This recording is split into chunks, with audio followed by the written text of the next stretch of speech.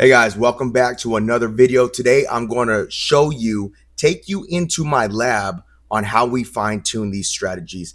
I came across what I'm calling sliding dozens a little over a week ago, and I've been consistently making money with this.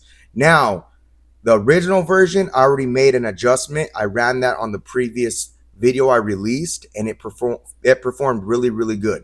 So the thought process is a lot of times you come across these strategies, they're not perfect right out of the box.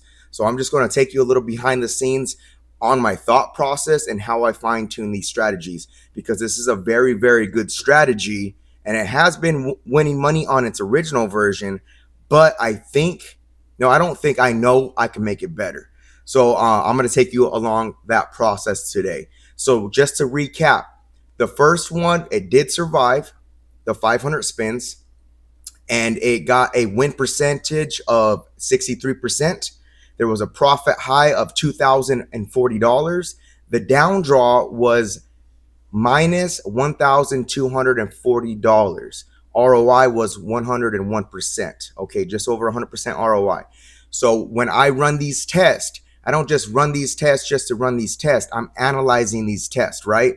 And all the results. So when it comes to this one specifically, what I seen, the nemesis to this strategy was the chop.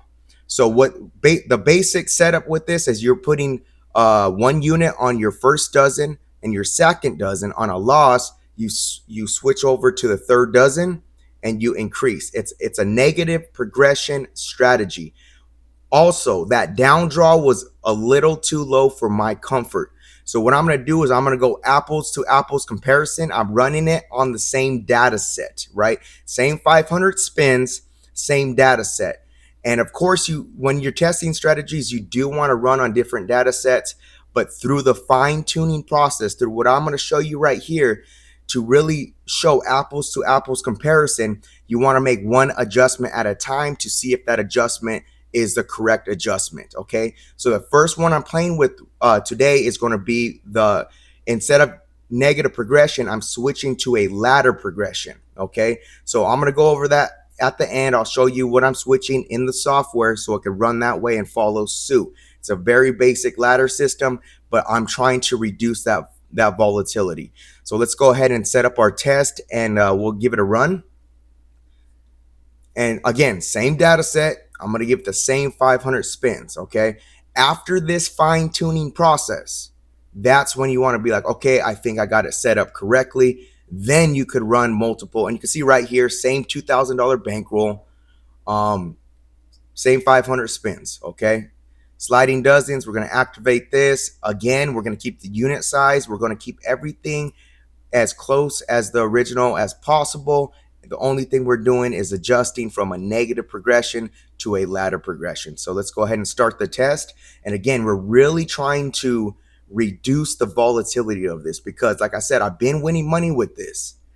But the nemesis, the problem with this one, is when it starts chopping from those first 2 dozens to the third dozen. Okay, so watching the test right here, you can see on losses, it's going to go up 1 unit. On wins, it's going to reduce 1 unit. So I'm going to go ahead and just run this out. I'm going to speed this part of it up 2 times. And then once this test is done and ran through, we're going to go ahead and recap. And I'm going to compare the first test to this test and see if this adjustment made any difference. And we will go from there. Okay, so I am going to compare the test results. And I also have another idea, if this one pans out well, that I'm going to go ahead and test against and see if we could tune it even better. Okay, so I'll catch up with you at the end of the test.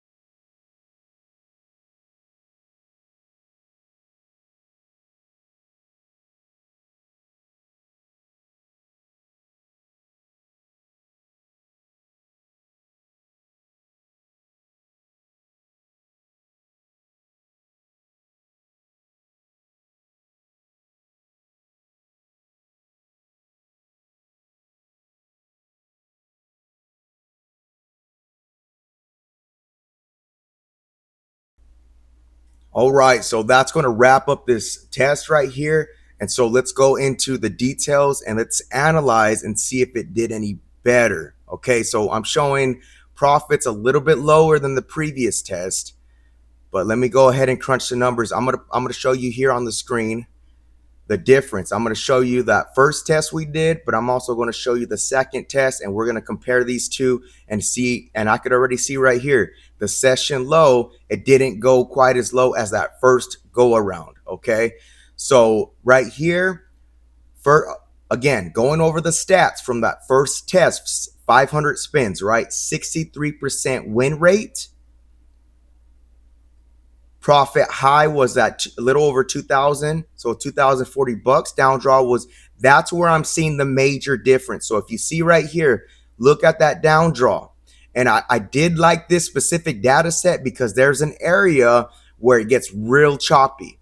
The waters get real rough right there. And I knew this was going to be a nice little adjustment, and it should, hypothetically, but that's why we test, hypothetically be better, and it was. So the down draw off the first test, we went minus $1,240. Again, that's for me, that's a little too low for my comfort. And this one right here. So the second test, we only dropped minus $710. Okay. So the only things that really changed, the big one is the down draw. How much bankroll we used. Second test minus 710, a lot better than the first test. Okay. Almost double we used on the first test. The ROIs. Now, although the ROI was a little bit better on the first test at 101% compared to the second test at 94%, still very, very good ROI. And then you're looking at the win percentage. The win percentage only shifted down 1% on that second test. First test was 63. The second test was 62%. So very good results. Okay. With that being said, I do want to show you the ladder. So going in here, all I changed, first one was a negative progression, meaning we increased on losses and we would hold the loss there. Okay. So that chop would hurt us because the bet amounts were a lot higher. You can see here, starting level, ladder steps up. Basically, all that means is on a loss, it's going to go up 1 unit. On a win, it's going to go down a unit. So keeping that volatility and keeping in check those bets from going too high to essentially weather that storm. And you could see on today's test, it worked out very well. I do have another, and you can see the restart level is at 1. And I have this, guys, at a very basic progression. We're just going up by increments of 1 unit each, okay? You can always play around with that as well. That's why I'm showing you this. But here's another thing, too. I do have a couple other ideas. The one I want to do next is, since this ladder progression panned out well, better than doing that negative progression, I think I'm going to add some safety measures. The safety measures being, I think that consecutive loss is going to help this strategy out even better. Meaning that to weather that storm even more, I want to put a consecutive, I'm not sure what the right one is, but again, I'm going to do a follow-up video on this one. Same test, right? So I'm putting this energy into only the good ones that I'm using, right? The good strategies that I find. There's no sense in trying to make a bad strategy great. When you come across something like this has a solid base, great coverage, doesn't need any super complicated progression, and it's making money on a consistent basis. This is something I want to pour some energy and time into to refine, because I know I can make this better. Okay, so you can see second test did perform better. I'm going to do another follow-up video coming out in the next day or two, showing and seeing if that consecutive loss protection will make it work better, because then instead of just chasing and what you're really going to do is you're going to just sit out on some losses. I don't know if it's 2, 3, 4. I don't know what it's going to be for that sweet spot. But again, that's why we test before we invest. This one panned out very well. So I am excited for the next test. Let me know what you guys think in the comments down below. And again, the Viper Prime special ends on October 5th. So we are nearing the end. So if you're interested and you want more details about that, so you could get your hands on this. And again, this is something great because it does reduce time versus using the traditional app that just uses computer generated spins, right? So, and it's not only going to save you time, but it's also like, for instance, we are trying to fine tune this strategy. You can run it through the same data sets while you're going through this process, something you can't do with that app because it's random. So you never get a true sense because they're different numbers. So you don't know if that test just got a bunch of lucky numbers, the next test got a bunch of bad numbers. Then you could really compare and then adjust and fine tune. Then once you get it all fine tuned and you think this is the best, then you want to just throw the kitchen sink at it, right? And throw all kinds of different data sets with different numbers. But through this process, that's why I like to keep the same data sets, the same numbers, so we could see if these adjustments are actually working. But again, let me know what you guys think in the comments down below. And of course, till next time, be cool, stay cool. Peace.